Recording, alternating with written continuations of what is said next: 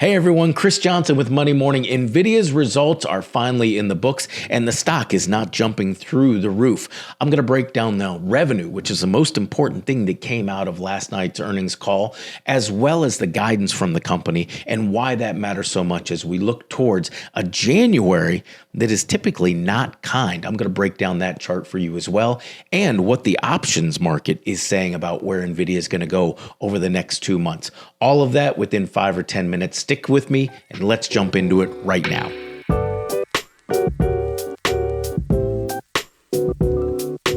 All right, as I always say, let's get into it. The big event was last night. Nvidia came out with their earnings. We're going to take 5 or 10 minutes and go through the earnings results, as well as the expectations looking forward and Nvidia's stock chart. I'm also going to slip in a little bit of information on what the options market is doing today, because they are placing their bets for January already, and it's got a little bit of implication on what could happen to Nvidia between now and then. So, as I said, we saw the results come out yesterday, and the stock has been volatile. It's been bouncing around all day on Thursday, trying to figure out whether it's going to go negative or positive, fluctuating because everybody's kind of trying to figure out whether this was a great report.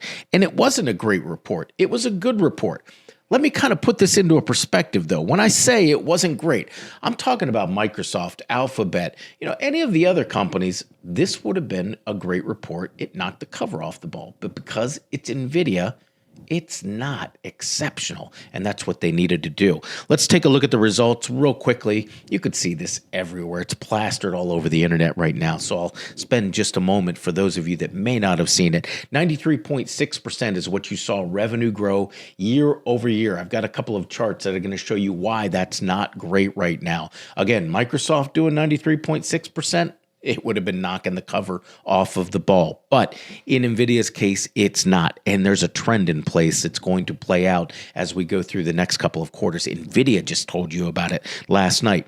Gross margins were steady at 75%. That's to be expected from a company that has people clawing over themselves to try to get to the inventory. They're taking them as quickly as they can, and that leaves you a lot of room in pricing to keep your margins high. Nvidia is doing exactly that. It is good. Earnings per share outpaced the street's expectations. It was 75 cents. The company came in at 81 cents. Now, to give you an idea of what that means in terms of the trend here, last quarter we saw the company come in with 3 cents better than expectations. So barely kind of missed coming in line, which is what Nvidia, that would be the death cross right now, the death nail, whatever you want to call it for Nvidia. It would be to just match expectations, either on what they did or what they say they're going to do.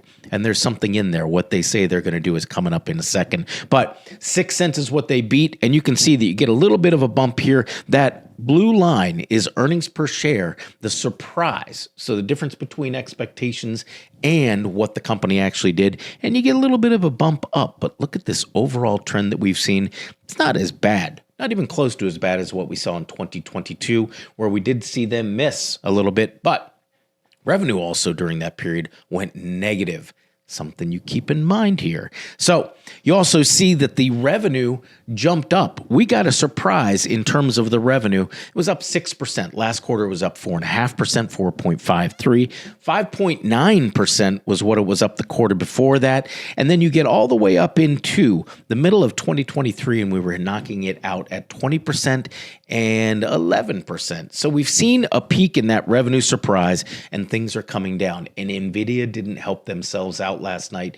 They basically guided in line according to what they've normally been doing. I'll give you that number in a second. Here's the thing that you need to be watching. This is Nvidia's revenue growth. I mentioned it was 93.6%. Last quarter was 122%. The quarter before that, 262%. The quarter before that, 265. You've got subsequent quarters, of 3 last year that you saw more than 200%. Now Nvidia is coming down to earth, and it all comes down to how the market is digesting not these results, but the product. That revenue now, you can see right below 100%. This is the actual year-over-year revenue growth. We've got a trend right now in place that is telling you that the market is getting to that point where Blackwell's coming out, and you're going to expect to see that drive some of the revenue.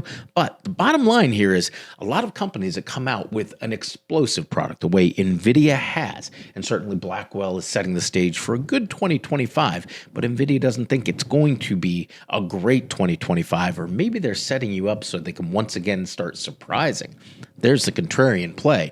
But nonetheless, Nvidia right now has a chip that has been out there, and they've been pushing it out to the market as quickly as they can. And we hear about how companies are taking as many of these chips in, but at some point, all of that technology has to be digested by the market. Think of a python swallowing something, and you see that bulge. Right now, that bulge is working its way through the market in terms of Nvidia's product, and it's going to slow down a little bit in terms of their current chips. Blackwell hopefully changing that, but we don't have much of a vision of what the company is expecting. Here's where I see a little bit of slippage, and I think everybody's looking at this and saying, oh my, there are either two things that are happening. One of two things are coming through with this. Nvidia guided the fourth quarter, and those are the earnings they're going to announce in February. They gave you revenue guidance that only met analysts' expectations. This is a company that normally is above Wall Street consensus by about $1 billion or $1.5 billion. At this point, they came in and basically said, we're going to give you the revenue that you expect next quarter. Drops down to somewhere in the 80s in terms of year-over-year revenue growth. So it's NVIDIA painting the picture that, yeah, we're going to continue to see a slowdown, at least in the first quarter, or the first earnings announcement of 2025. Again, that is a sign right now that the industry is digesting that product, and they're not really pushing forward with new. The worst case that could happen here is that NVIDIA starts building an inventory. That's not going to be the case, as we still see people clawing over those beloved chips, right? They need more power, more cowbell, if you will. Nonetheless, what you're going to see in the next quarter, according to NVIDIA, is some revenue that's going to probably just be in line with expectations, and that does not do it for a stock that has as much in terms of buildup and valuation. And when you see what Wall Street did after they came in, NVIDIA comes out and says, hey, we're going to meet expectations for revenue. Well, guess what? The stock got defended by a number of Wall Street firms this morning. When you go through and look at all those that are at November 21st, all the reiterations of buy and strong buys, and the price targets that they're jacking up right now. I did a video, if you didn't see it, on Palantir just a week ago and talked about how the analysts hate this stock. The two stocks are both up 100% right now. Palantir comes out with a great earnings report last quarter, or 2 weeks ago, and analysts did nothing. They sat there and let their sell and hold recommendations stew. In this case, you've got a company that comes out and kind of does a little bit better than expectations, and Wall Street runs out there to start defending the stock and raising their targets. This stock is the absolute poster child for being overloved, and that's what's going to kind of step in the way at some point. When does that happen? And right now, when you look at NVIDIA trading around that $150 price tag, and we're going to look at the chart here in just a second, but right around that $150 level, a lot of people looking at it saying, hey, this is still a stock to be buying. Well, let's look at the consolidation that's happened over the last 2 weeks here as we ran into that earnings. Thankfully, we did not see a buy the rumor trade. You got a little bit of a glimpse or a whisper of that here as we ran into the earnings announcement. But normally we see 8 to 12% higher on NVIDIA in the 4 to 5 days approaching. We got about 4% this time around. Now the stock is wavering in that trading range. $140 is what you want to watch, but the price is going to lead you down to a buy the dip opportunity. Let's go back to the chart there, though. This is what I start to concern myself with. NVIDIA gave us an outlook that says, hey, we're just going to come in and basically hit the number for the next quarter. That's going to be in February. Well, NVIDIA's got to get through their January. And historically, that is the worst month of the year for Nvidia.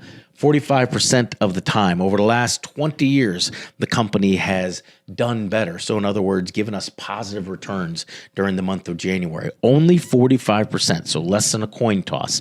Rest of the months you see we're up around that 55 and 60%, with August being the best month for Nvidia. 8.3% is your average return for that month, and you win 85% of the time when you've held it over the last 20 years. Instead, we're looking at a 45% win rate for the stock in January. And January typically is a little bit of a weaker month as we get out of the strong seasonality that goes from November into December for the stock market as a whole. But then we drop into that 45%. 3.9 is still the average performance for Nvidia over those January months, which means there are some of those winning months that really knock the cover off of the ball. So what do I look at right now? I see expectations that are still sky high on the stock. I see seasonally a weak period coming for Nvidia, and I've got a stock that is telling me, hey, we may just cover our bets, if you will, in the next quarter. Well, you want to look at what the options market is saying right now. Options trader have come in heavy over the last few days, starting to bet heavily on the $150 mark in terms of the calls. These are your January expiration options on Nvidia. You can see that huge spike there in green. That is the 150 call open interest, the strike there. So the options market is speculated heavily. What happens normally when we see that kind of speculation? If you mix it with a trading range like we've seen here over the last couple of weeks with Nvidia, you see overhead resistance. It's in two different forms right now. All of these speculators there, that kind of, call it pin the tail on the stock chart. That is where the options market is saying, hey, it's got to go above this. We're so optimistic. And that is right now the Achilles heel for Nvidia, is just so much optimism out there. So that $150 mark, and then just the psychology of the $150 price level. When we look at it, and you've seen it, how it acted out at 140, the $10 increments on Nvidia are the key ones to watch right now. Let's kind of put this all into a bottom line for you, because that's what I always like to give you. A couple of targets where you want to look to buy the dip here and what I see happening. So with that weakness that we've got coming up in January, and we've got December coming up, and we should pound through that 150 mark in terms of the open interest, but expect to see the stock pull back down to that $150 price tag and then make what we would refer to as a healthy correction. I'm not talking about 20 or 30%. You'd have to see some strong headwinds in the market in order for that to happen. But what you can expect is to see Nvidia go down to around $130. Right now, from its $150 price tag, $20 somewhere around that off is a nice area to buy the dip. Now, if we do see those strong headwinds, and I can't rule them out, the market has been on a rip for the last 3 weeks, right?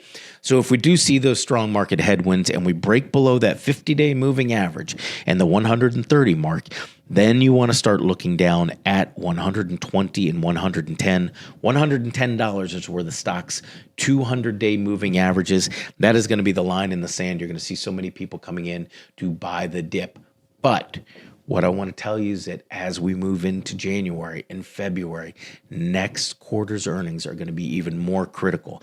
I think Nvidia is starting to set the stage by telling us that revenue might be slowing down a little bit more, because then you're starting to say, hey, you need to expect less from us. And right now the market expects it all from Nvidia. But nonetheless, if we run into any problems with that February earnings announcement, you're going to see a stock that is going to quickly stop being defended by Wall Street and is going to turn into one that's going to see some substantial selling pressure. 94% of the analysts that have a recommendation on Nvidia rate it as a buy or a strong buy.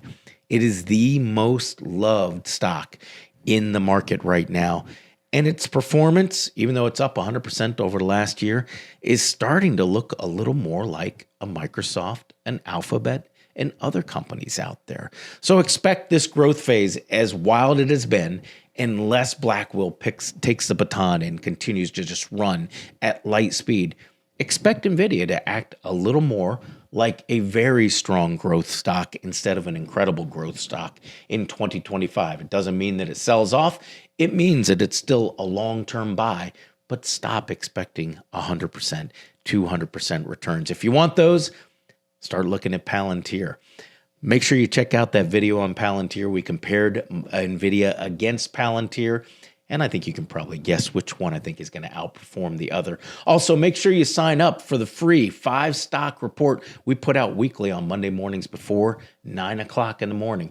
You'll find it in your email box every week, and it's a great way to start just looking at 5 of our picks for the week looking forward. You get a growth stock, a technology stock, an income stock, a stock under $10, and a stock that you may want to consider as a short position. All of that in one report for free.